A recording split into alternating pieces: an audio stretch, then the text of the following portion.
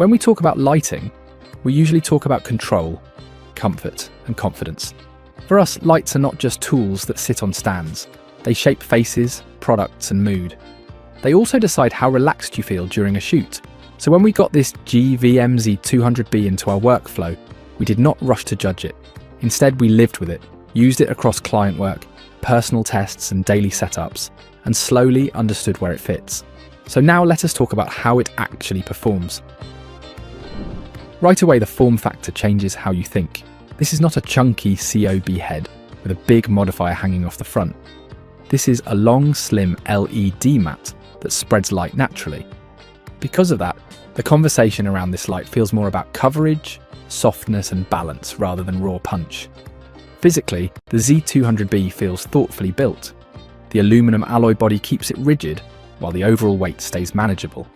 At under 2 kilos, mounting feels safe and even on lighter stands. The mounting system uses multiple contact points, and once locked, the panel stays put. This gives peace of mind when people move under lights. The slim profile also helps in tight rooms, especially when ceiling height is limited. The Z200B throws light wide and evenly. Without any modifier, it fills a room fast. In a small studio or home setup, one unit can lift the entire scene. When we added the softbox and grid, the character changed in a useful way. The spread tightened, shadows gained control, and the light became easier to shape. Now let's head indoors and try some product photography, and for that, I'll be using softbox and a grid. Okay, so for the indoor scene, I've already set up the panel. It's right over here, and I am going to, photograph these two cameras. That's for a whole nother video, but this is an example of a product photography scenario. I'm using the grid because I don't want my light to be spilled all over the place. I want it to be just on the subject, and I'm going to dim down all of these lights to get a really dark environment.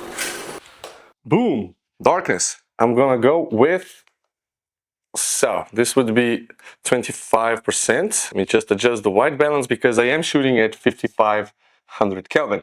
So 25%, and then we go all the way to the max. And now I can dim down my exposure and get a nice looking photograph. So you see, with this I can control how much light hits the subjects and the surroundings because I have a grid.